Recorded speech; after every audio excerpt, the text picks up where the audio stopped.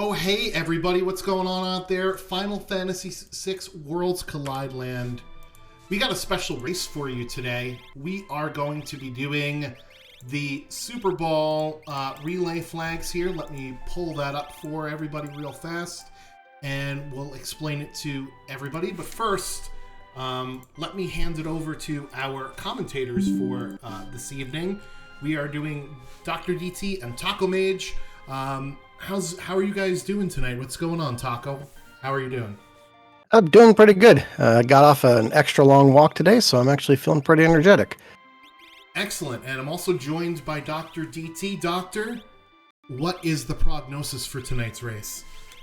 Well, I'm glad you asked. I got off a extra long session of coding today, just before I came into this race, and what I was working on is part of what you're going to see tonight. So, in addition to Super Bowl relay flags, this, in honor of Jexvrok's 1000th race, we are doing, at his request, a Door Rando Dungeon Crawl seed. So what does Door Rando Dungeon Crawl mean? Door Rando means that we take the connections of doors in the different dungeons in the game, and we mix where they lead to. And Dungeon Crawl means that we take all of the randomized maps in the game, and we mix them together to create one gigantic dungeon. So you can get into that dungeon by walking into it from Narsh, or from Esper Mountain, or from Cave to the Sealed Gate. You can get into it up at any of the entrances to the randomized dungeons in the game, but it does form one gigantic interconnected open world dungeon that you have to dive into and find your checks. That sounds pretty amazing, actually. Before we get into all that, I forgot to play this, actually, on the stream earlier. This is going to be the promo video that I cut for the Flashback Battle Royale, which is our new event that we're going to do. So let me play that for you first, and then in about a minute, we'll get going and we'll get started with our race here.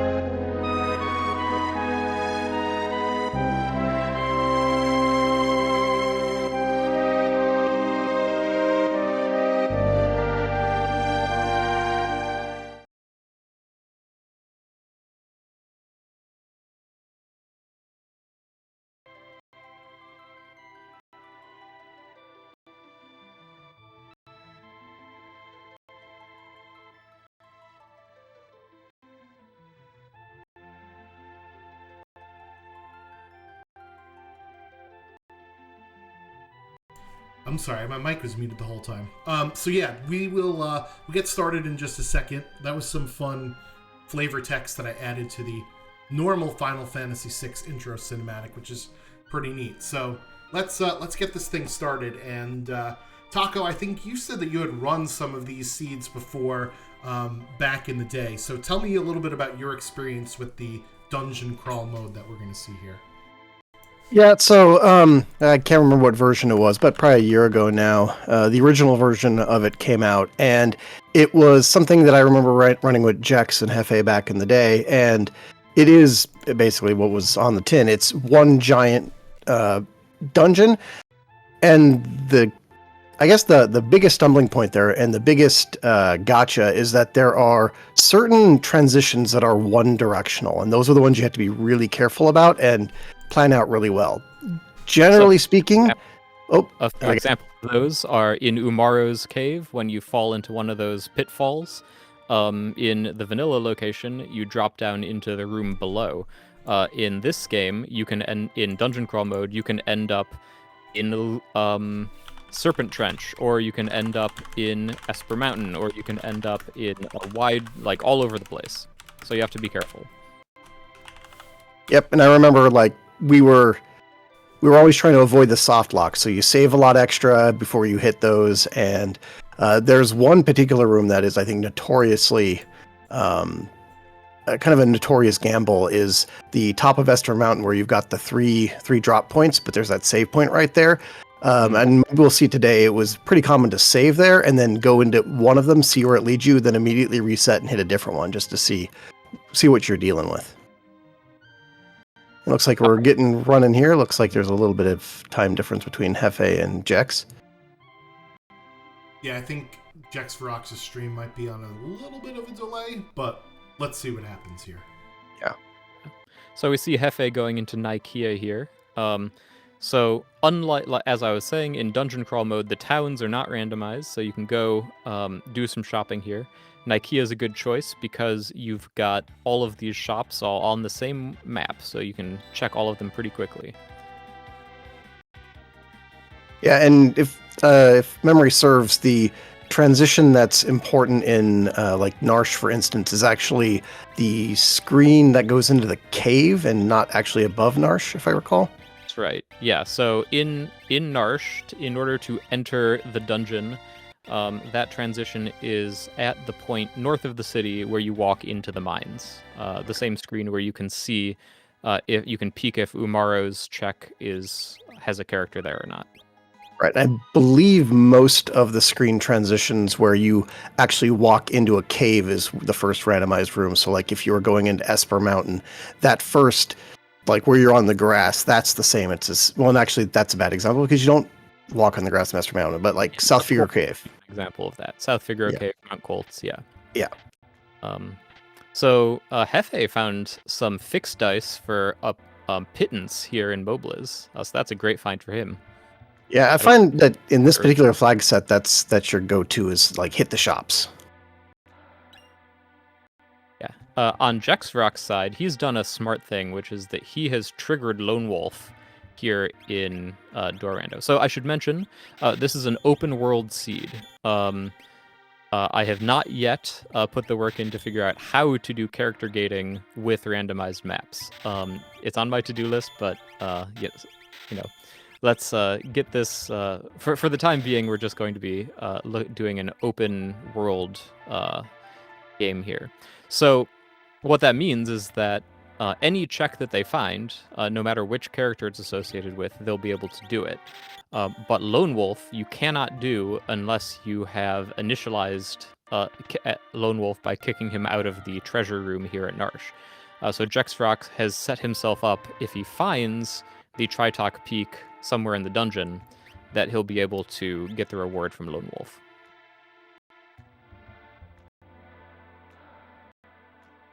Awesome. Do you know if there are any other things that need to be set up like that? I was trying to think while you were talking, and that's the only one I can think of that needs prep work. I think that's the main one. I think most of the other ones, you don't have to do things on multiple screens in order to make the check accessible. Looks like Hefe just found red jackets in... Where is he now? I think it was that Sen? Oh, there's a rag and a pot. Yep, rag and a pot. Yeah, this is the... Typically, you'll see a... randomized. So Jexvrok, if he decides to hop on the raft, he could end up just about anywhere. Ammo weapons in the store on Hefe's side. Ooh, nice. Yeah, I think we'll see them probably breaking away from looting and shopping here probably around the 5 to 6 minute mark. That tends to be about once you've found all the really good shops.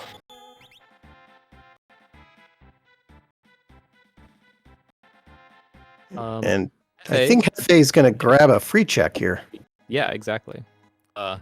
Since the towns aren't randomized, this one is just available to you. This one and ooh. Oh, there we go. Picking up an experience egg. That is a great find. And VK. Oh my gosh. Well, that just handed him the seed. All right, now we're cooking with gas. All right, we'll probably try to find a way to buy a bunch of those. gosh. I'm getting flashbacks to my map shuffle race with Golden Shocker a couple weeks ago. Yeah, I kept that one on the restream. That was wild. Yeah, well, he found the VK experience egg and I did not, so... I know, but the fact that it was so close, even with that difference. Yeah. Fortunately, I found all the characters. Yeah. Even so. Aha, and Hefe is going into his first check, walking into Phantom Train, finding himself in Umaru's cave. Easy fight here for... I don't know if he did that on purpose or if he forgot to put... Ooh, Illumina's on Jex's side. Really? Oh, good. That's great.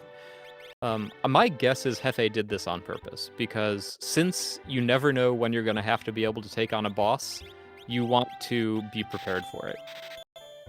Right. Although he didn't equip anything, so maybe it wasn't. I guess not. Yeah, oh, and fixed dice in that same shop. that is one heck of a shop. Where is that? That's South Figaro?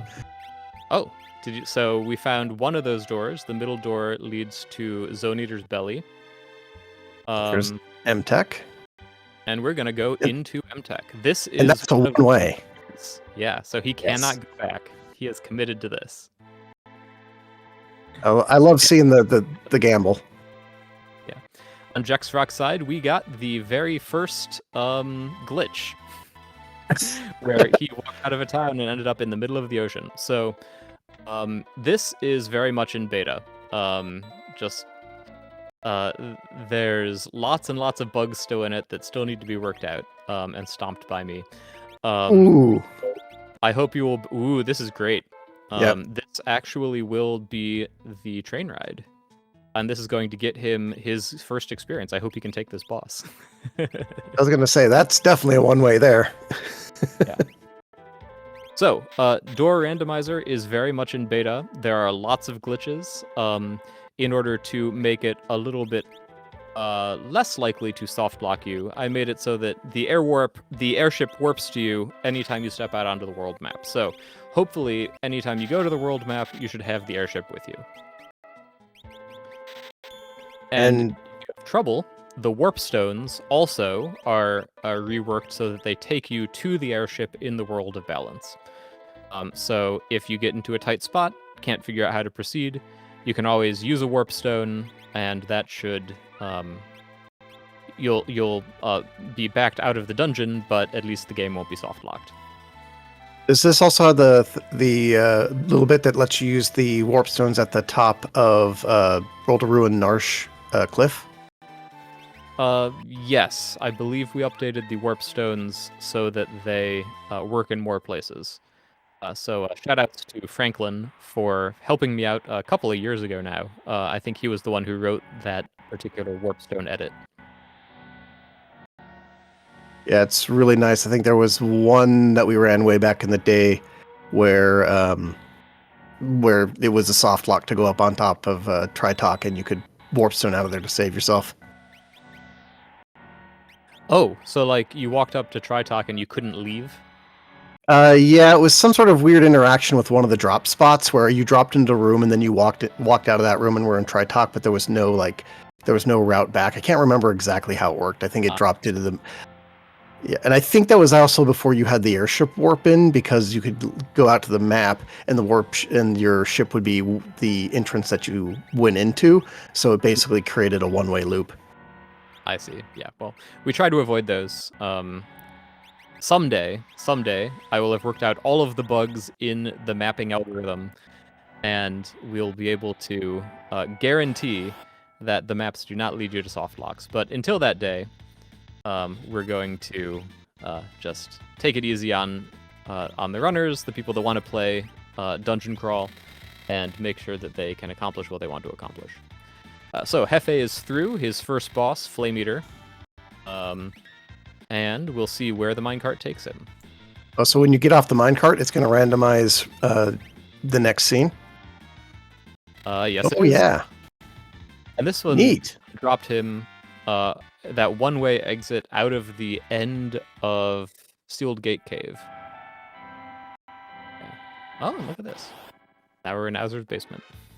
I see Jex here doing an interesting play. He's grinding in World of Ruin, Narsh, which itself isn't randomized until you go up the screen, so it gives him a lot of opportunity to kind of control his fate, as it were, and to hit a couple of locks checks while he's here. Unfortunately, getting leafers is probably not exactly what you want to see. Yeah, that's smart. Meanwhile, Hefe has found his first actual check in the dungeon. He walked into Owzer's basement and found guns. Oh, goodness. That is a, not necessarily... Well, I guess he's got fixed dice, and this is early. Oh, but he doesn't have an offering. Ooh, bummer. He does have 3 ice rods. I wonder if that's enough to get through here. At current scaling, she shouldn't have that much hit points, but that's not a lot of damage on those ice rods. Oh, but also has GP rain, so that's not too bad. Yep. And it looks like he's got a Minerva or some kind of elemental protection, so Setzer at least is going to stay up. Yeah, I think he found a Minerva in a pot when he was going through Thamasa. And there we go. Goddess is down. That's going to be a ton of experience this early. Yeah. So this is, I believe this check auto-transports you back to Jador. I think that's what happens here. All right, getting Ifrit. Oh, no, it doesn't. It leaves you where you are. I edited it so that you don't lose all of your progress in the dungeon, so you can just walk right out and try and find the next thing. Oh, interesting. So the front bit of Owzer's took him to the back part of Owzer's. That's feels like a little bit of a shortcut. Yep, that's Rando for you. All right, so where does this take him, since that was... Okay. Oh, I see. So the... World of Ruin. So the train ride, even though he dumps him at that door still leads somewhere else. So that's one of those one-way loops. Yeah, so it's not actually. So you know how when you complete Sealed Gate Cave, you walk up to the Sealed Gate itself, they give you an Esper, or whatever, and then afterward, there's a door that opens up in the south of the room that leads to the Sealed Gate itself. You know what I'm talking about? I know what you're talking about. Yeah, so that door is actually a one-way. If you walk into that door, it transports you to the beginning of the dungeon. But if you walk back, if you try to return, you end up, you're just at the beginning of the dungeon. So that one-way, getting randomized, is the exit that he took off of the minecart. Oh, I see. That's interesting. Cool. I didn't understand how that worked before. Yep, that's how that one works. And we see Jexvrok finding Sealed Gate. Doing some Sealed Gate treasure room, I should say. Yeah, I was going to say, he also saw Shadow at Esper Mountain, so he knows that reward as soon as he can get to that final room there. Oh, I guess that's a question. Is it still that you have to trigger certain things like that in order for them to complete? Like, for instance, the Shadow at Colts, or the activation tiles in, like, SF Cave? No, for the most part, I got rid of those requirements. Okay. So the ones that, for example, with South Figaro Cave, you have to, when you have lock, you have to walk in from the south entrance and walk through the whole cave normally in order to activate tunnel armor. In this version, I got rid of that requirement. If you find the room with tunnel armor, you can just fight tunnel armor. But here is one. Like, yeah, Phantom Train. This is one of those things, yeah. Oh, he walked right into Terra's check. So what just happened there? Jex found himself on the Phantom Train. You cannot fight the Phantom Train until you have set the switches. So this is one thing where you have to find the switch room and set the switches before you can fight Phantom Train. Oh. The randomizer guarantees that it is possible to find the switches. Oh no. FA found a bug. Oh, yeah, I wonder what that's all about. Whoops. Well, at least he caught it on stream. Yeah, I'll have to go back and look at that one. And this drop is also randomized, so when you get nailed by the conductors, good luck. Yeah, that's right. You get one shot at it. So anyway, yeah, and it could be quite a while before he sees that room again. Yeah. So did he got Gao there at Terra's check? Yes. Yeah, very nice. So Jex finished his first check, got his 4th character. Yeah. So I did work it into the logic of the randomization. It is supposed to respect places where you have to do something in one room in order to unlock something in another room. So it should know that if you need to fight the Phantom Train, that it is possible for you to find the switch room before that point. However, in dungeon crawl mode, that point could be, it could be, 15 doors away down some chain that you didn't check. So looks like Jexvrok decided he found himself in an untenable situation and decided to warp out. Yeah, he ended up in the first room of Burning House, which is a dead end. That being said, now that he found Gao, he can do Gao's Velt check. Gao's Velt check is not randomized. That is available to him. So speaking of things that aren't randomized, what are you doing, Hefe? Oh no. He got... They found... Oh. Oh, okay, there it goes. He glitched through an event tile somehow. Okay. He's showing off his glitch knowledge. Or maybe it was a mistake. So there's a couple of rooms. Oh, looks like he found one of the exits here, and he's going to go check out Narsh. Narsh World of Balance, it looks like. So he's going back to the shop, seeing what he can find. Jexvrok, meanwhile, has decided to take Doma, which I think is not randomized. Speaking of not randomized things, before I got distracted, so of the things that aren't randomized, I know we don't have a complete list, but most of the drop-in spots fall under that. So things like Phoenix Cave and, of course, Final Kafka's Tower. On that list, is Zone Eater also unrandomized, or is Zone Eater... Zone Eater randomized. We actually saw walking through part of Zone Eater Cave. So if you go and allow your party to be eaten by Zone Eater, it can take you anywhere. Awesome. So it is possible. You can find yourself. You can take one of the one-way exits and find yourself on Triangle Island in the World of Ruin.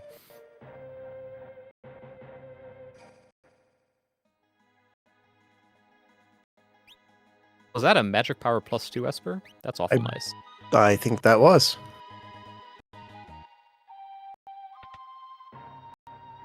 All right. It looks like so going into the Doma Dream like this, that's also counted as an entrance, correct? Is he going into Doma Dream? This is Doma World of Balance. Oh, is that World of... Oh yeah, it's not all. I can never tell the difference about the grass is green. No dungeon entrance here, so it is not randomized. Okay. So I meant as far as like if you go down and sleep on the bed, that takes you to a random spot, right? Yes, that's true. The dream is fully randomized. Okay. So if you fall asleep in the bed, that is a entrance to the dungeon.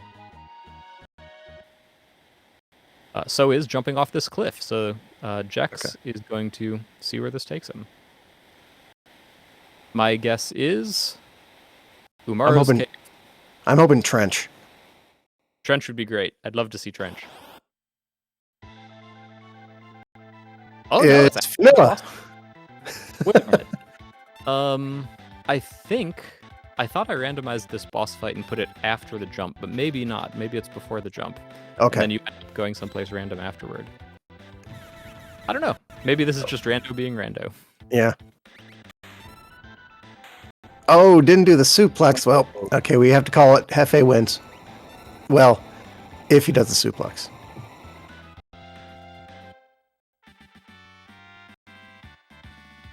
When did he get Bum Rush? It comes unlocked. It's Yeah, one of the things with this flag set is all of the skills that have unlockables, such as let's see, Magitech, Rages, Lures, Dance, Blitz, Sword Tech. All of those come fully unlocked, so you have everything in those skills to start. Which means you can Bum Rush right out of the gate, you can Sword Tech 7, you can Tech Missile, all that good stuff. And you can be sad about the dances that you have if you start with Dance. Oh, yeah. That's interesting. So you randomized the entrance to the Imperial Camp basement. Yes, that's right. It does not lead directly to Cave on the Sealed Gate. The Imperial Camp is also randomized. Okay, so it's considered a dungeon then. Cool. Yes, that's right. Why? I don't know. I decided to do it that way. I kind of like that because it makes a terra start a little less like, okay, well, I know where I'm going. Yeah, I think mostly I just wanted that treasure room to be buried somewhere. I didn't want it immediately available to you.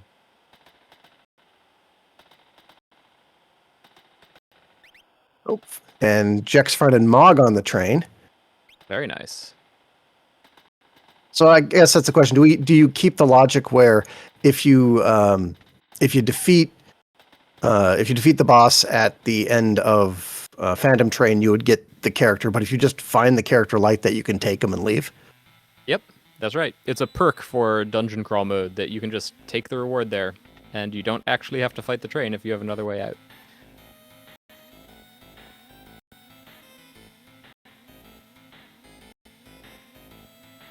Right, we see some pathing through Burning House here into Zozo. Okay. And this is one of the more annoying rooms you could find in Zozo. The stairway? Yeah, Yeah, it's got just extra stairs. got a door on the bottom and lots of stairs in between. And right into Conga Line room. Gosh. Oh, and we got the middle of the lake check. Showing off middle of the ocean. It's a thing that can happen. I'm not sure entirely why yet. One day I'll figure it out. Right, so are all the doors... No, they're... Wait, yes? Are all the doors in Zozo randomized here, or just certain ones? Yes. No, all the doors are randomized. Looks like Hefe is finding a spot that Jexvrok found earlier. I remember seeing that treasure room before and seeing this particular room. There's a bunch of rooms that tend to show up a lot in Rando. One of them is this room in Daryl's tomb that Hefe's in right now. Another one is the Umaro's cave room that Jexvrok just fell into. Rooms that have a lot of entrances, a lot of exits. You tend to see them very frequently in this mode. They kind of feature as what you would call like hub rooms. Yeah, exactly. So to branch out on something here that I kind of thought of, do you know off the top of your head how many entrances are in Final Fantasy VI that you have randomized here? Yes. Roughly speaking, there's about... I think there's... I'd have to look at the list to be sure, but it's around 1,000 doors in Final Fantasy VI. Is that right? There's something like... Actually, no. I think that's wrong. There's something like 600 normal entrances, and then there's another 280, 300 long entrances, which are like ones that cover multiple tiles. So that's probably 800-900 between them. On top of that, there's a fair number of one-way transitions. I think I've documented and randomized around 80 of those in the game so far. Yeah, but there's a whole lot of screen transitions that need to be documented, and not just that, you also need to... if you're going to randomize the doors, you need to know which doors are in the same room as each other. And that's a whole nother level of note-taking that Franklin did a huge amount of work on a couple of years ago. That is not information that is in the game in any digital sense. It's all metadata that we had to put together manually. So huge shout-outs to Franklin for all of the work he put into that back when we started on this project. And worth noting, Jex just did find the backside of the clock door in Zozo. So that was one that Want to be careful. Yep. That was one on our hit list to see today. Yeah, you can walk down those stairs and go through that gate into the clock room, but unless you know the clock code, you can't come back. That's definitely a danger zone moment. Yeah. question from the Peanut Gallery. Any thoughts on hiding the Caboose NPC in Phantom Train? We could do it. So in putting this mode together, I made a whole bunch of decisions about how it should work, without necessarily thinking about them super hard. If you have ideas for ways you think would make this play more fun, more interesting, let me know. We could totally hide the Caboose NPC, so that in order to get that reward, you had to find the switches and fight the train engine. That would be very easy to do, actually. It would also make the check not peekable, but we have to pick our poison. So, along with future direction of the door rando, what are your thoughts going forward of things that you would like to see other than like character gating? Are you considered like creating separate smaller dungeons, randomizing non-dungeon doors, things like that? Yeah, so this mode, this dungeon crawl mode, is one of 3 modes that I made that are actually currently active. There's the dungeon crawl one, and you can roll any of these on Seedbot if you want to. You go to Seedbot, you type in a flag set, and you put ampersand dungeon crawl to get this mode. You put ampersand doors to get what I call door randomize all, and you put ampersand, I think it's doors easy, to get door randomize each. So what are all of those? Door randomize all randomizes all of the areas that you're seeing here and mixes them together, but they're not all connected into one dungeon. So when you walk into Narsh, you'll get some set of rooms. Maybe there will be a check there, maybe there won't be a check there. But when you're done exploring it, you can walk out of Narsh and go find some other entrance and see what's there. Door randomize each, or easy mode, randomizes each of the areas separately. So you would walk into Narsh World of Ruin and go up into the caves, and those caves are shuffled amongst themselves, but you're not going to go anywhere else besides Narsh in that mode. So that's kind of the easy mode. In addition, recently I've, just a couple weeks ago, launched what I call Map Shuffle mode. Map Shuffle mode is separate from door randomization, and it shuffles the entrances from the world map into towns and caves and all of that stuff. You can roll that on Seedbot as ampersand maps.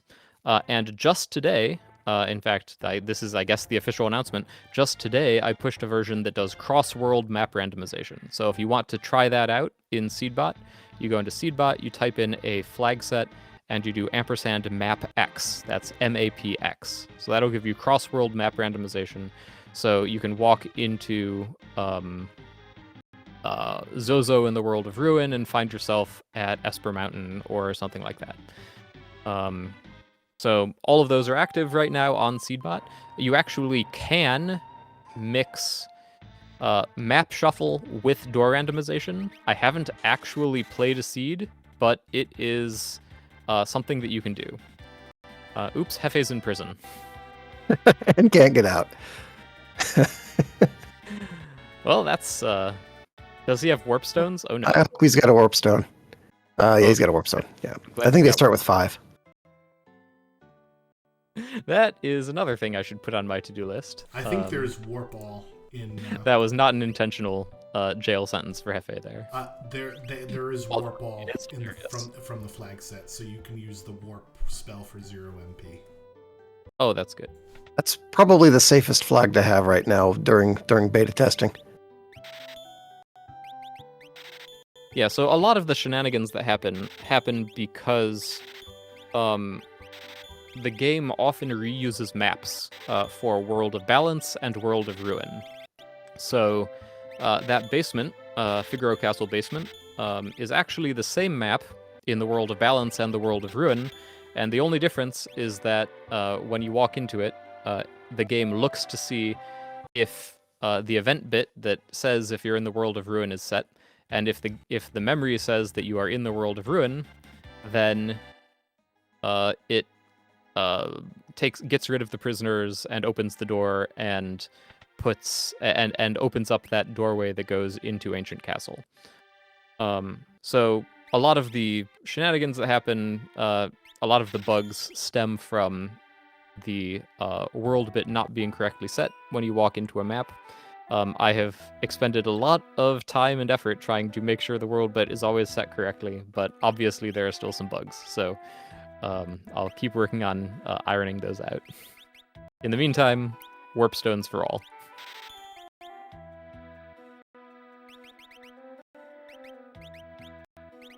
Yeah, so something interesting that just happened there. Hefe took a very uncommon grind fight here in Vector by going up and talking to the Magitech pilot up by the I guess the castle entrance, if you want to call it that. Have not seen that in a long time. Isn't there that unkillable guardian up there if you make it to the next screen? Is that transition randomized, ET? No. No, it's not. If you walk up to the Unkillable Guardian, I think the Unkillable Guardian fight still happens. Yeah, but it's on the screen that's north of where Hefe just was. So if Hefe kept walking north, he would get to the Unkillable Guardian screen. Yes. Okay. Yeah, that's right. All right. Hey, and Sorry Jex for found our being confusing. river segment. All right, we got Leet River. That's a check off the bingo sheet. Now we just need somebody to find part of the Serpent's Trench. So I assume for Serpent's Trench, this part of the cave is.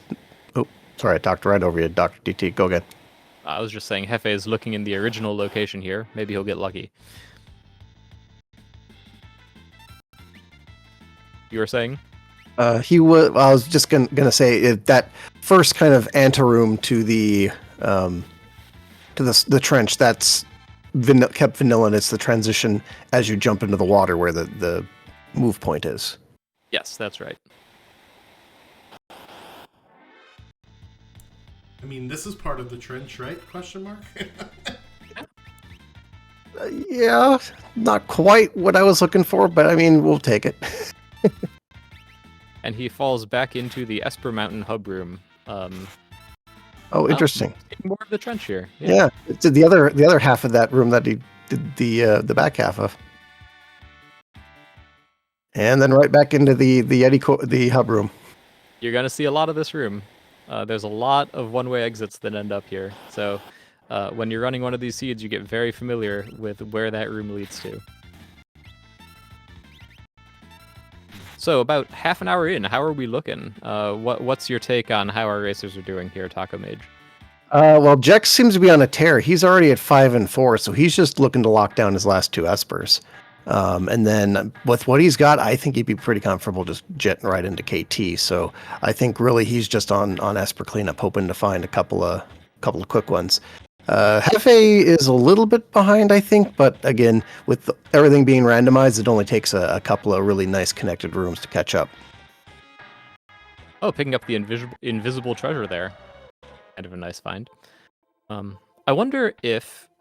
so one of the things I've learned by making this whole project is where all of the various unusual hidden exits are in the maps. And I wonder if Jexvrok knows where about the one-way exit that's off in the wall in that Magitech factory area. A one-way exit off in the wall. So you know in Magitech It's all the way factory over to the right, isn't it? Is it at the bottom of the pipe? Yeah, exactly. So if you walk over, instead of going onto the conveyor belt there, if you go up and around, and then you can walk into a pipe into the wall, and there's a treasure room over there. But if you keep walking down that pipe, you fall out of the end of the pipe, and it redeposits you back at the top of that room. Okay, and that's a transition. I did not know that was a transition. I actually did not know about that treasure room until I started playing Archipelago, and I had somebody's progression in there, and I had to look it up. I see Bubbaski has a question in the chat. He asks about the Phantom Train hatch. Bubbaski, if you are talking about on the top of the second car in Phantom Train, if you walk up the ladder and walk across that roof, you will fall into a hatch, and in the vanilla game, this is a vanilla behavior, it will deposit you into the middle of that car. That is a one-way exit that I had no idea existed. A whole interaction and animation and everything I had no idea existed until I started making Map Rando. And yes, I randomized it. I feel like I might have to go back and re-explore the game a little bit because I didn't even know about that one. Oh yeah, that's I bet that's one of the ones like the I think it's the Aegis Shield chest in KT, one of the ones that very few people actually know about. I was blown away when I was watching I think it was the Moogle's first seed video, and was it Schwanz who did that video? They walked down and got that, and I was like, wait, there's a chest there? Oh, it looks like Hefe is taking the easy way out here. He's decided to go to Floating Continent, which is not randomized. Yeah, 3 guaranteed checks. It's both in Door Rando and in Map Rando. It's actually gained a lot of importance because you can predict where it is. We have a question in the chat from Pearl Earring. Is Fnatic's Tower mixed in as well? Fnatic's Tower is not currently mixed in. However, it is on my to-do list, and it should be possible. The main thing is you have to be very careful to set the all magic commands when you walk into it, and remove the all magic commands when you walk or warp out of it. So that's going to take a little bit of coding. One of these days I'll get to it, though.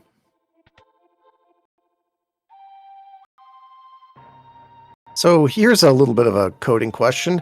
Doma Dream Castle and Doma Castle, are they the same place with a different flag set, or is it actually a different map? I think Doma Dream Castle is actually an entirely different map.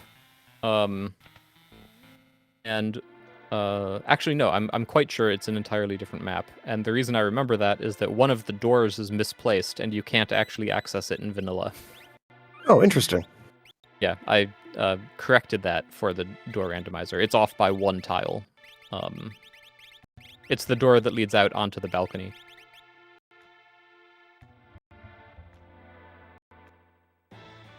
Looks so like here's, Jack. I was going to say, here's kind of a deep cut. Can you end up in Shadow's dream sequence at any time? Ah, no, you cannot end up in Shadow's dream sequence. I have not included that in the door rando. I don't think you could even control a character. It's just a cutscene, right? Yeah. Yeah, no, I haven't. That didn't strike me as something that made sense to do. I had somebody asking me in the Discord the other day whether I was considering moving Gao's Veltcheck to like a different continent, and I thought about it for a second and then decided that everybody would hate me forever if I did that. So I'm not going to do that. I felt slightly ill when I saw the suggestion. I'm not going to lie.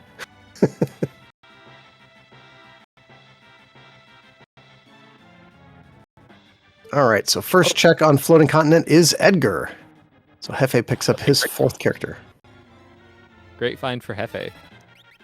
Yeah, I think if you're Hefe, what you're really hoping for here is Esper in the middle and probably 5th character on the exit check. Yeah. Very, very far down on my to-do list is to see if I can figure out how I would change the destination of these, like, tubes on this map. See if I can have them take you to different places. I think that would be a lot of fun. Would you have them take you to different tubes, or would you have them as transitions? Oh, no, I was thinking different tubes. Okay.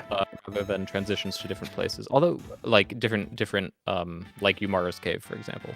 Right. Although, that would be quite easy to do.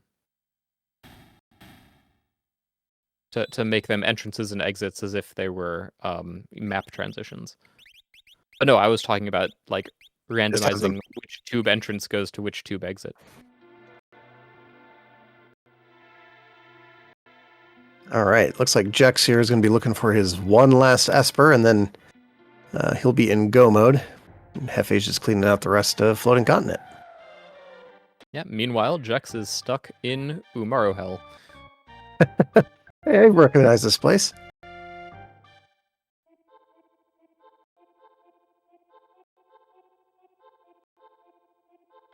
Yeah, I bet, with this flag set, Hefe was looking at the clock and looking at his 3-2 and thinking, you know what, I just need to make a choice that I know is going to give me some progression. So, um, Yeah, this is a very, very strong move for him. Yeah, I'm actually surprised that it took them till 30 minutes in to make this play, but maybe they just wanted to explore the seed, which I can understand that you want to jump all over the newness. Took him to the point of getting irritated at the whole dungeon crawl shtick.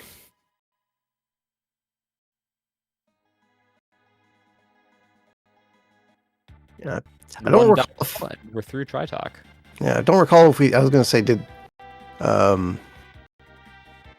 did Jex pick up the Esper at 10 or not? I don't remember. Oh, yeah. I don't know if he did. Maybe he did because he's heading into M-Tech here. Don't know if we've seen... yeah, we've seen this entrance. Yeah, that was into... Can he hop on that turtle? Up. Oh, nope. Nope. Stuck. Oops. I like the flying turtle there. Very thematic. Yeah, he lowered the water at some point. Yet another thing for me to put on my to-do list. I do have a flag that makes it so that the turtle is always accessible to you there, but I guess you can't ride the turtle if the water is down.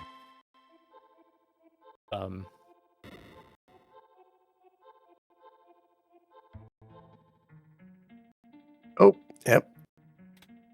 So then Jex has found the in-between said room. We have a appearance of our favorite banana war criminal. Sid's in chat.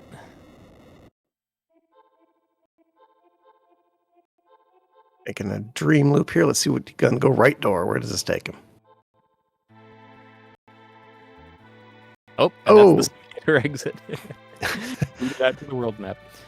I wonder if it wouldn't be worth his time. Oh, has he done Search the Skies? I don't believe so. We'll have to see next time he's hopping on the airship. I didn't see when he jumped on there. Yeah, I think Jexvrok is really committed to the bit here. He really wants to find his answer in the bowls of the dungeon here, and he may have found. Oh no, wait! We know this is Shadow. Yep, and we see Hefe passing the math check on the right there to Doom Gaze at the end of Floating Continent. And Mini Master on the left there. So going to be the 6th character. Unfortunately, getting extra progression doesn't really help you directly towards anything here because you start with Skip. So, unless Shadow's got something really special on him, I can't see him swapping him in. I probably won't even check him. Hope he's going to check him anyway, just to prove me wrong. High Vigor, that's nice. But yeah, I mean, maybe you'd swap Go out for it. Okay, so it looks like Hefe's going to be getting his 4th Esper to go 4 and 4.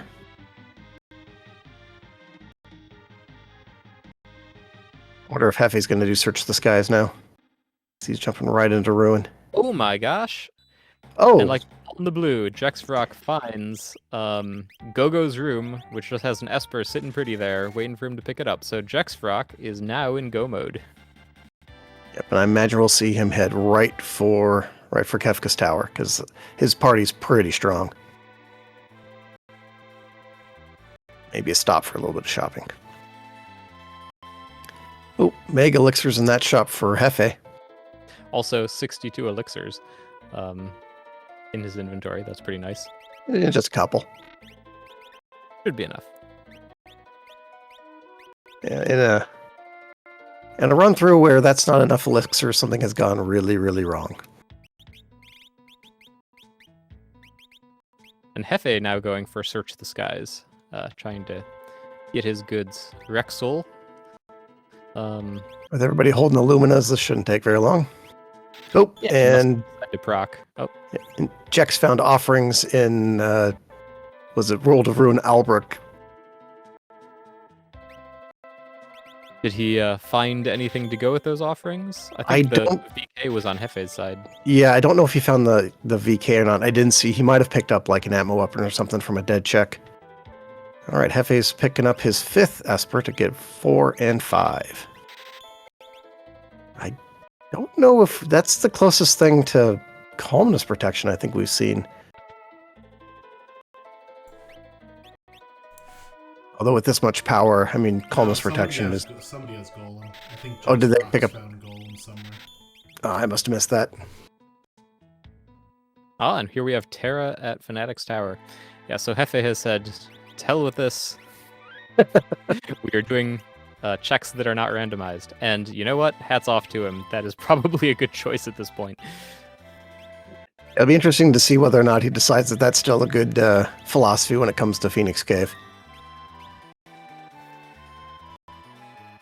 Yeah, so I'm going to go out on a limb here and say Phoenix Cave will probably never make it into the door rando pool just because of its specific mechanics. Yeah, that's a good question. So I do have plans to put it into Map Shuffle. It will take a little bit of tinkering. The way I'm thinking it'll work is that when you find the door that goes into Phoenix Cave, it'll animate the character falling in to the entryway. And then when you land, it'll say, if it's available to you, if you have lock, it'll say, shall we split the party? And then if you say yes, it'll bring you to the party split dialogue. And if you say no, then you won't be able to progress into it anyway. You can just grab the hook and go back up. So that's what I'm thinking of doing for Map Shuffle. And once it's in Map Shuffle, well, you're right, though, that it is hard to imagine how to do Phoenix Cave and KT in a full door randomizer. In order to do that, we'd need some option like allowing you to split your party anytime that you want, so that you can have 3 parties going at different parts of the dungeon, and then need them all to find the switches and get to the switches.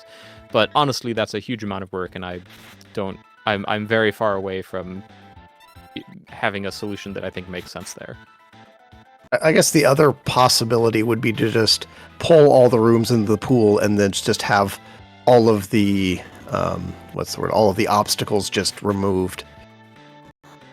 Sure. You could do that, or you could pull all the rooms into the pool and keep track of the obstacles, like the switches for Phantom Train or the turtle in the water switches and turtle switches in Daryl's Tomb, so that you hedge to find the one switch in order to proceed on the other path or something.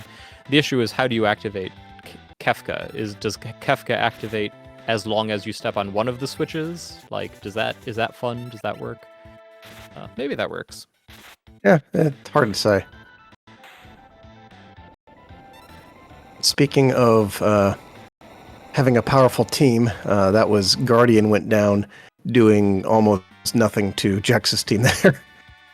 He threw out a tentacle that did, I think, all of 40 damage to Locke. Oh, and he's already at the statues because we had Skip at the very beginning because of Super Ball relay flags. Yep. So that was him sending this first team on the left, which is actually in Super Ball probably not as necessary, but in a lot of Skip instances is kind of a neat play. If you save, go in, test your left party, and see if it's something that they can handle. It gives you an extra opportunity to reform without having to lose progress, essentially. Put your weakest team on the left and send them on in.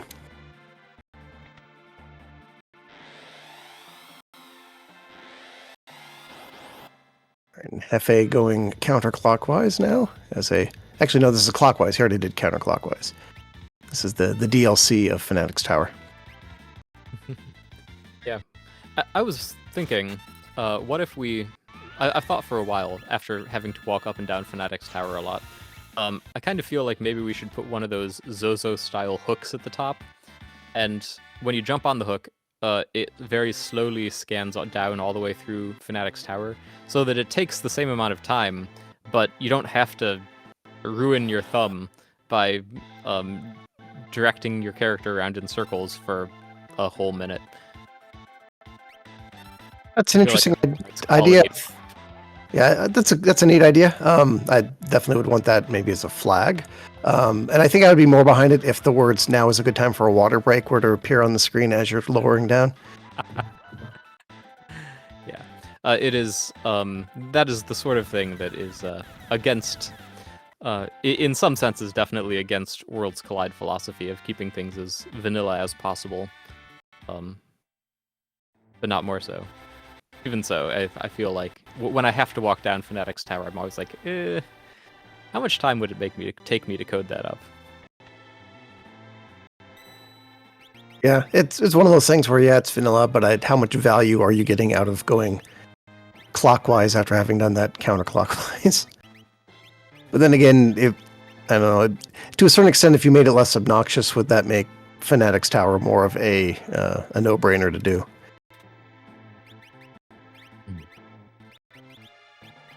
Because how much of Fnatic's tower is it actually?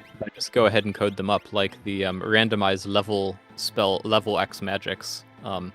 If you didn't know, there's a flag. You can make level 5 Doom become level question mark Doom, where the question mark is randomized when you roll the seed. Level 2 Doom is possible. Yeah, the Schwantz actually loves that flag. He puts it into Living Seed pretty much every season. It's in there right now, in fact. We had last week, I think it was level 3 Doom pop up. That was fun.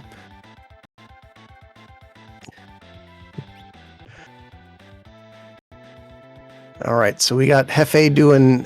I'm not. This is technically a free check. I'm not sure if he's looking for a little more power or what, or if he forgot that this is no free progression. What's his last Esper? Oh, that's right. Progression.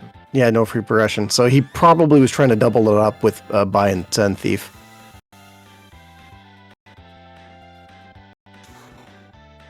And it looks like we got Chad here at right statue, the trolliest of the 3 statues.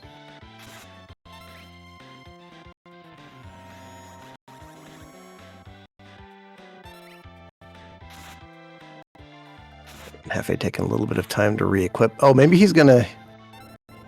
He wouldn't need any Miabs, so yeah. I'm not sure. Maybe he just forgot that no free was on. Or it could have been one of the things where he walked in here in order to do the Esper check and forgot that it was open world. Or that he had. No, that. Yeah, it is open world. So. Because it's the. Yeah, I was trying to think my way through this. So. When we turn on the door randomization, it automatically activates open world.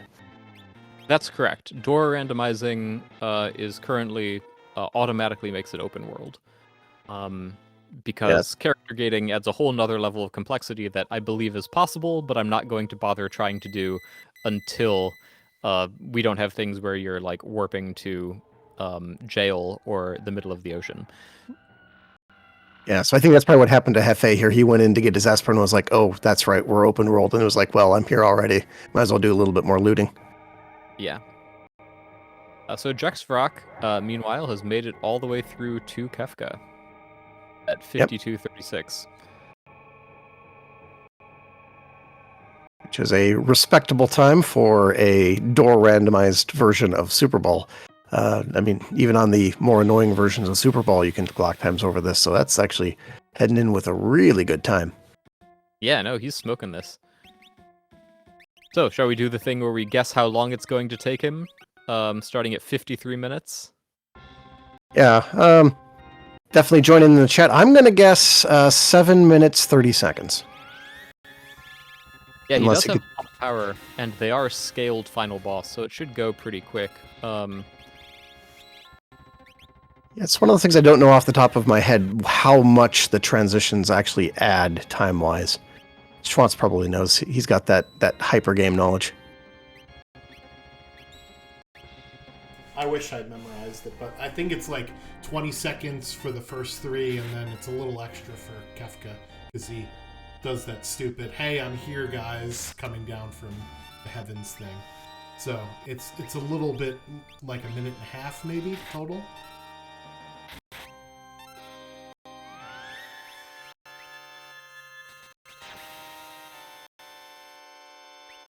It's cheating a bit because I've already seen part of the fight, but I'll put mine in at 6 minutes 30 seconds. Yeah, he diced tier 1 there. I'm feeling like my estimate was a little okay. So Hefe just popped out in the middle of the mountains there. Wasn't water this time.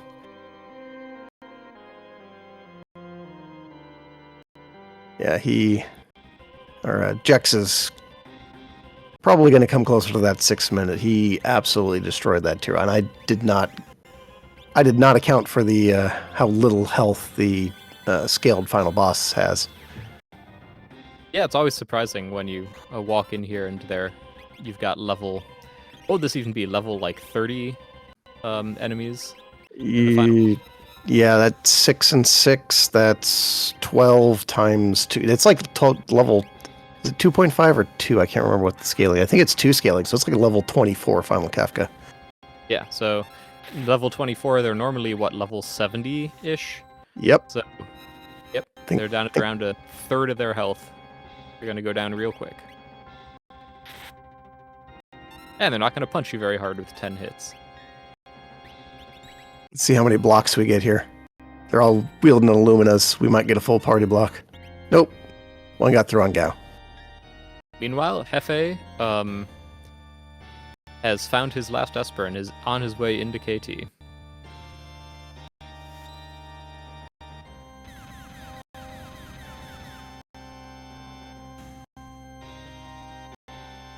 And there goes tier 2. So we've only clocked about just a little over 2 minutes now going into tier 3. Yeah, I mean, he's not really given us enough time to explain how the tiers work, but also, it doesn't really matter that much when you have this much power. You have this much power, just hold A, and Calmness Protection is being so powerful that it doesn't matter who you lose. Yeah, Calmness Protection is the friends you made along the way. Yeah, although with this many Illuminas, he'll probably just block Calmness. And I think, and don't quote. Oh, he's got Golem anyway. I think, but don't quote me on this. Does Calmness's accuracy change with the level of the caster? It's a normal physical attack, but I don't know if accuracy goes with level, or if I don't think it does. Okay, Anyone actually know the answer to this? Because I've done a number of these, and my Calmness Protection, as I've said often, the best Calmness Protection is luck. Generally, I just hold A through this phase. And I think I've maybe been hit by Calmness once. Yeah, but now that I think we would World need like includes the evade bug fix, having good armor will actually help you with that. That's true, and since your equipment is so good, that's probably a lot of it. All right, looks like Jex is heading on in here at about 4.5 minutes. Yeah, just a little over 4 minutes on the clock. So he might even beat a 5 minute here. Kefka has got to be a drama llama and just take a little extra time here.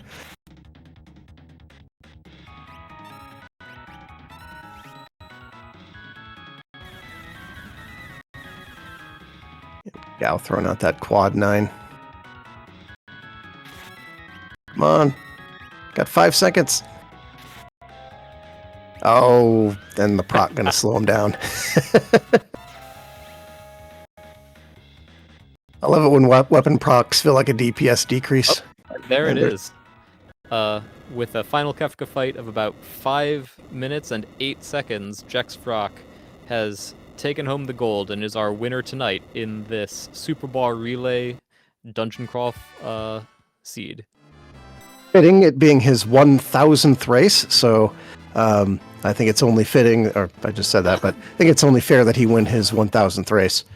Absolutely, and that it be a chaotic mess like Dungeon Crawl is.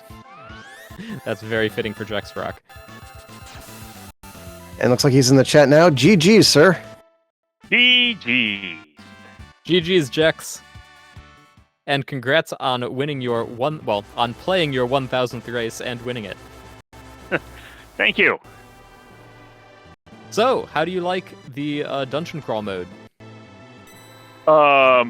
It is definitely a ton of fun within a limited capacity. What I mean by limited capacity, if we had a more difficult flag set it could definitely turn into a bit of a slog, for sure. Yeah, When you get to the point where you're like not sure if you're going to be able to survive, and it throws you poltergeist, and you don't know the last time you saved, or even how you got to this point. That can be a pretty nasty moment. That's exactly what happened with one of my trial runs. Oh yeah. Oh yeah. Ran into poltergeist, ran into Magi Master, and I was just like, oh my goodness, this could get bad. And Well, you have to say, kudos to you for sticking with the bit and finding as many of your checks in the dungeon as you did. You didn't go to Floating Continent, which is not randomized. You did not go to Phoenix Cave.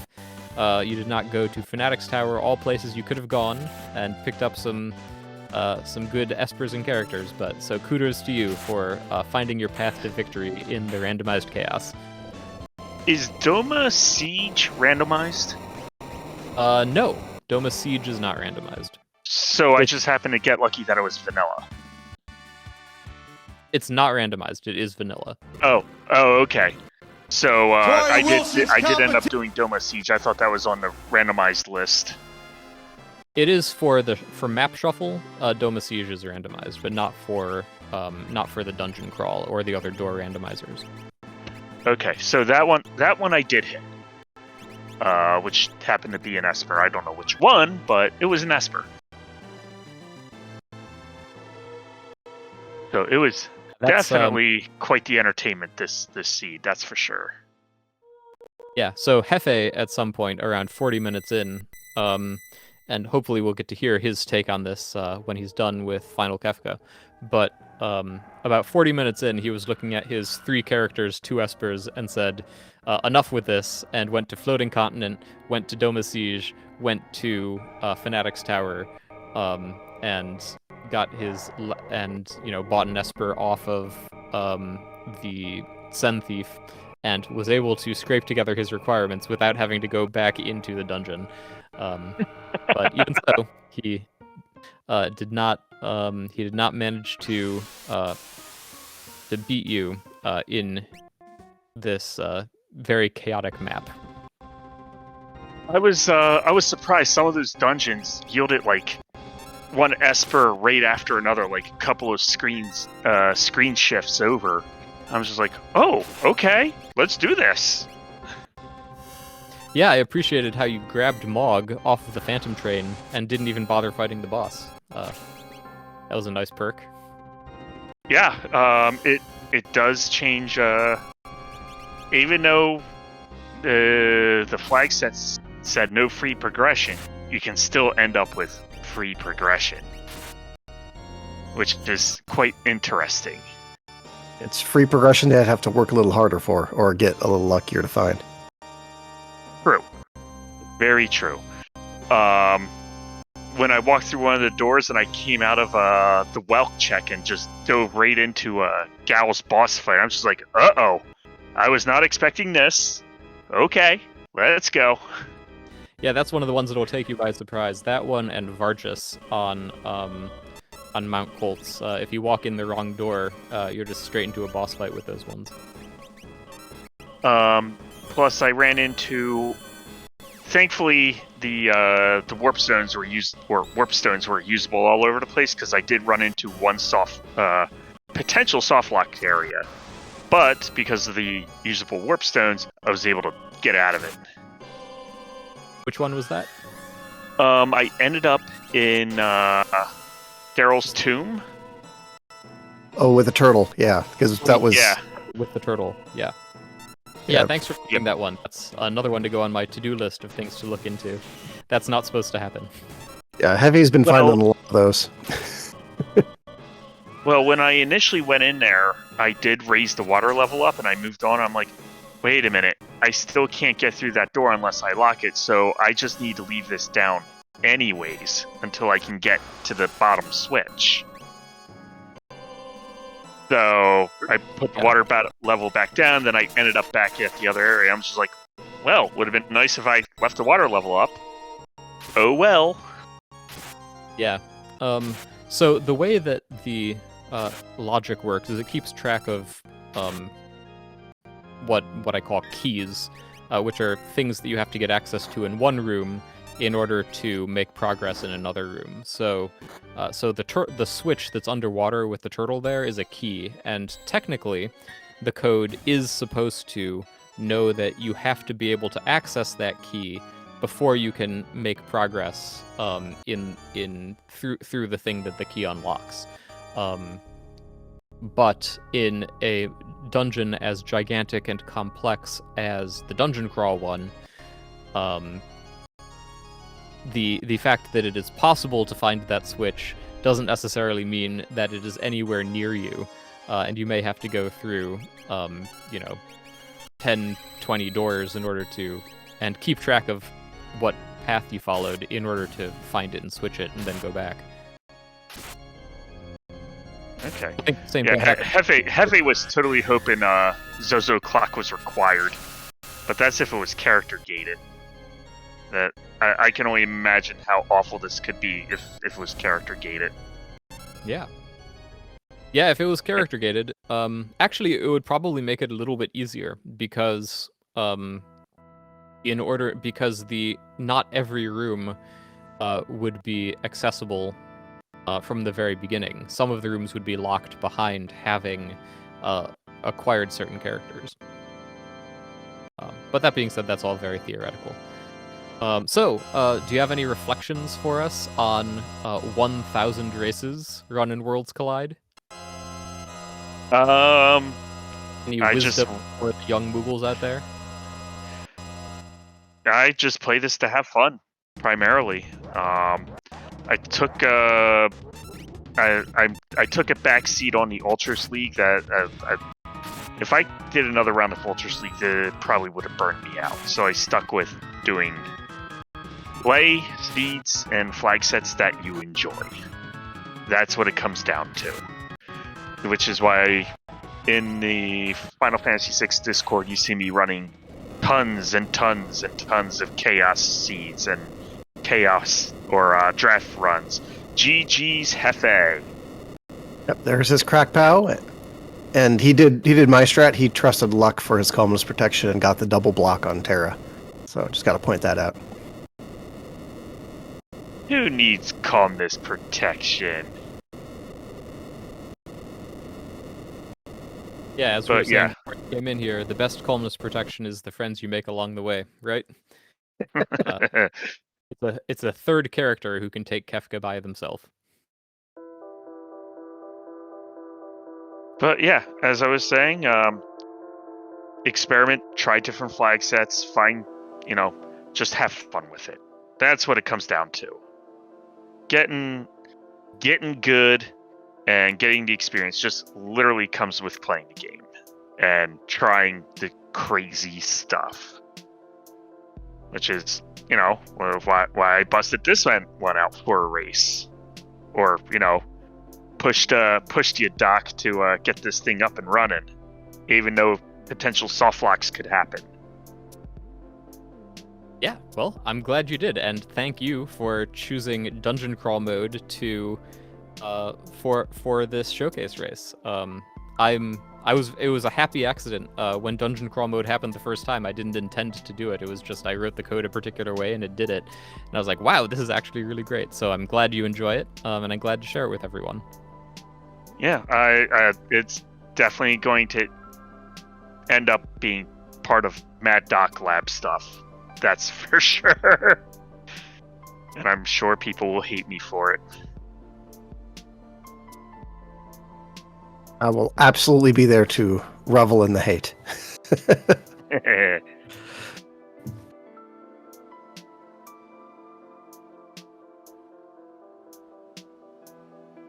All right. All right. Any last thoughts before we bring? Oh, or we'll just bring them in now. I see we got Hefe in the room. Let's just bring in Hefe. Yeah, GG's Hefe. Hello, how is everybody? GG's. GG's. We're doing good. What are your thoughts on this seed? I enjoyed it. I had to let my boy Jex win because it's his 1000th race, so I kind of sandbagged a little bit, but aside from that, it was a good time. So we noticed that around 40 minutes in, and we were reading into your mindset a bit, but we noticed around 40 minutes in, you went to Floating Continent, and from that point on, you never went back into the randomized dungeon. Do you want to tell us about your thought process there? I wasn't getting anywhere in the dungeons, and I knew I had enough checks not to go back into them.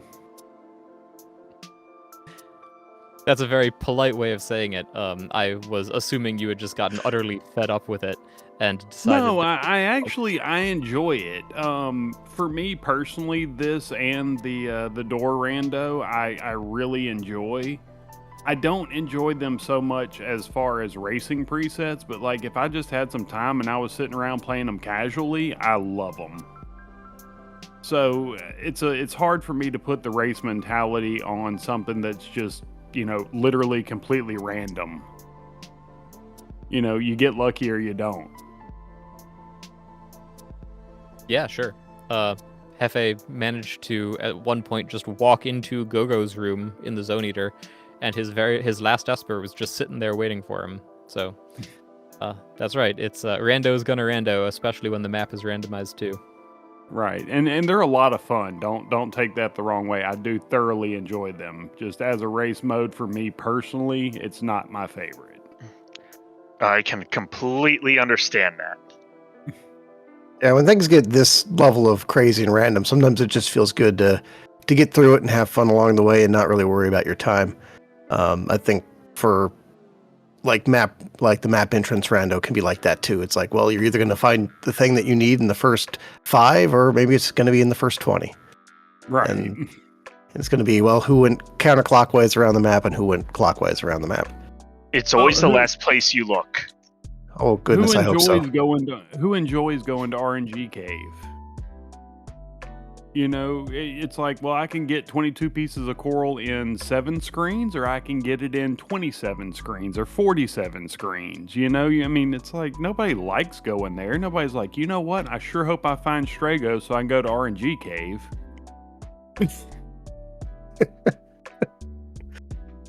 Yeah, you got a point on that one.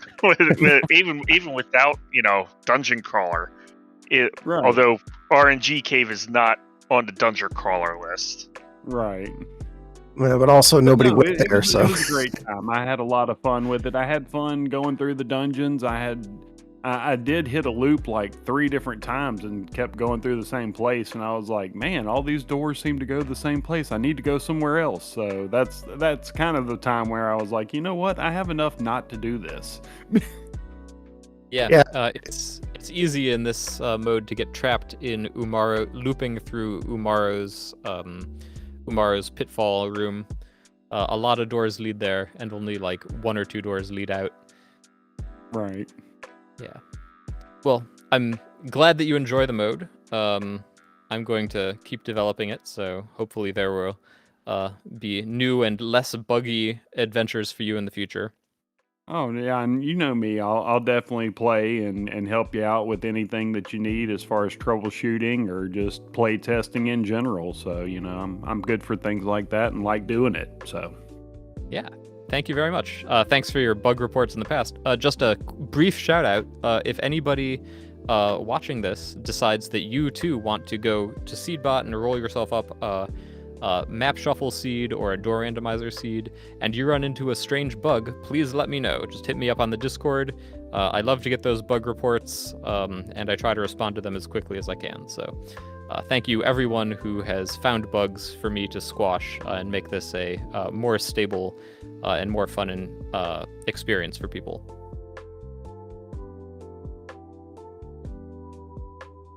And while you're at it, do you want to go over the AND flags for these one more time?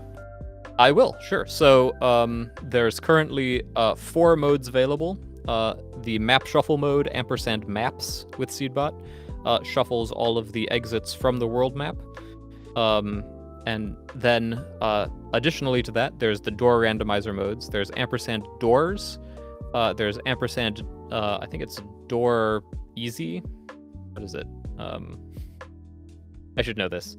I think it's door easy or easy door.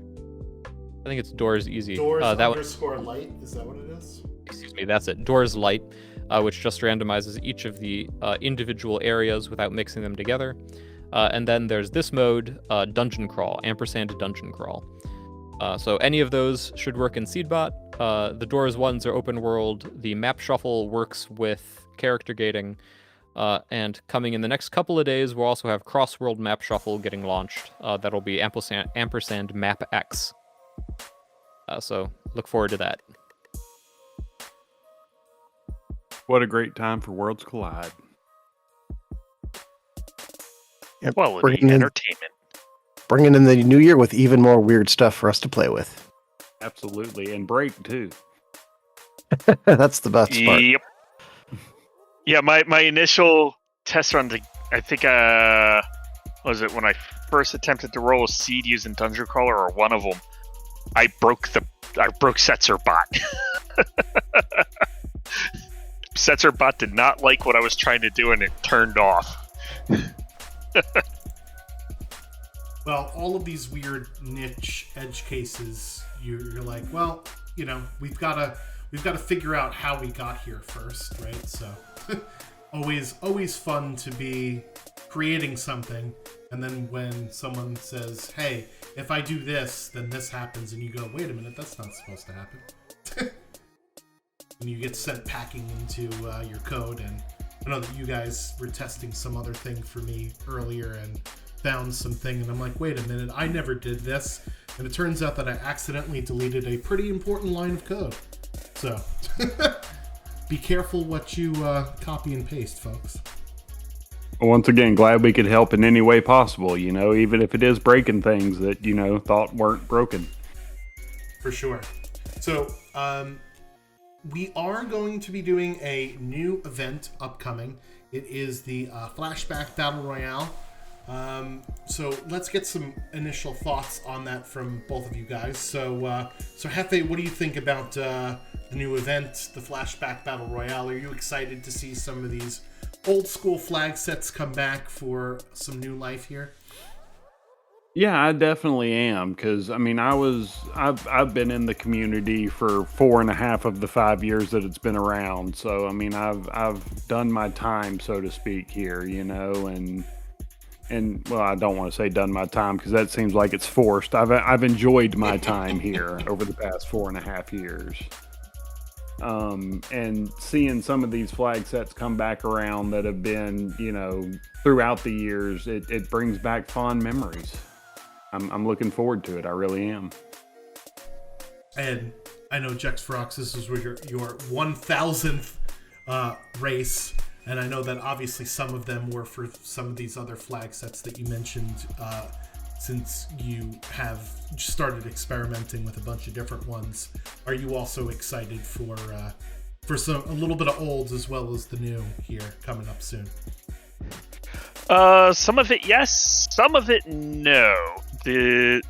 I saw the one flag set, and I'm just like, oh boy, that one. I think it was on Restream last night. Oh, the Battle one of the Royale flag finals, yes. Yeah.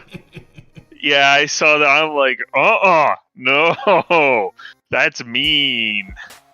Was and the Jack's admin favorite puzzle in Worlds Collide, just so everybody knows, on his 1000th race, because what good are friends if you can't roast them? Jax cannot do the Zozo clock to save his life, and Zozo being in there is a godsend. Well, yep, Zozo clock will lose me races. Well, thankfully, there's a handy tutorial by some guy on our YouTube channel in case you need a refresher for that. But I could certainly understand. I do not want to be doing a math puzzle in the middle of my RPG run, right? Yeah, pretty much. And even if I I will sit down and I will write the stuff down, which each and every single NPC tells me. I will write it down, I will sort it out, and I still mess it up. I am terrible with it. It is awful. Well, I'm glad to know that at least I have a chance during the Battleground Zozo week then. Yep, that week it may just turn into a forfeit for me just right out of the gate. That's something I might eat a loss on. I'll still make the attempt, but There will be an there, attempt. there's a point where I just gotta sit down and say no. All right, guys. So thanks for Hefe to bring this to our attention and signal boost to us, so we could have a fun time this evening. I really enjoyed watching the dungeon crawl. I attempted to track it at the beginning, and then I just gave up because I could probably do it if it was just a one person running, but with both of you running, there was no way I could keep tabs on what was going on. So.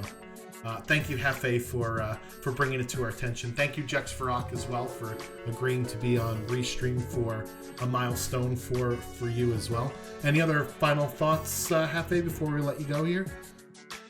No, thanks for doing this. It was a big deal to Jax, big deal for the community. I mean, I don't think anybody else has legitimately hit 1,000 races. I mean, Double Down has a couple thousand, but that's because he runs Ultras League every week, so that doesn't count.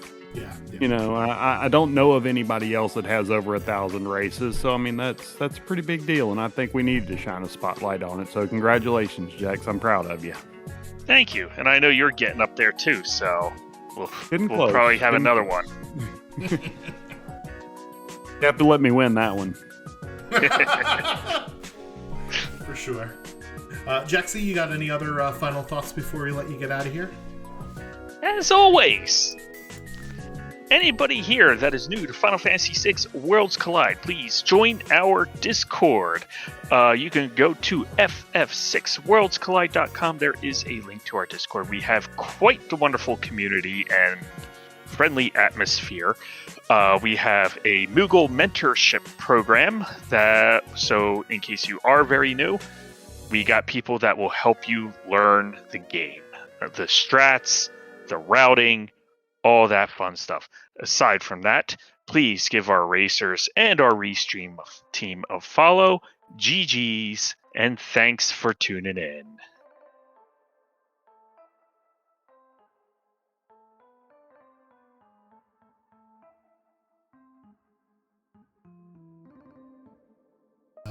My microphone was muted on stream. Sorry about that. So I was saying Dr. DT had to make like Tigger and bounce. So unfortunately, he is not here to sign off. But thank you to him for not only agreeing to do commentary for this race and giving us some great insight, but for helping to be one of the developers to code some new fun things for us to play with here in Worlds Collide Land. And thank you as well, Taco Mage, for doing commentary, a bit of a last minute shoe in. So thanks a lot for volunteering for that. Absolutely. Was glad to be here for this landmark race and get to see the reintroduction of a mode that I remember enjoying quite a lot a few years ago, or a year ago now. And I'll be probably playing with it after we cut stream here. Sounds good. Well, thank you so much, chat, as well, for being here and asking the tough questions. If you're interested, you could sign up for the Flashback Battle Royale. Tiny URL / whatever that was there. I'd have to go back to. There it is. Oop, nope. Oh my goodness. There we go. You could tell I haven't done this before, right? WC Flashback is the link right there on screen. So sign up for the Battle Royale event. It's going to be a lot of fun. And I think that'll do it for us. So thank you guys so much. And we'll see you on the next one. Bye-bye now. GG's. Good night, everybody. GG's. GG's.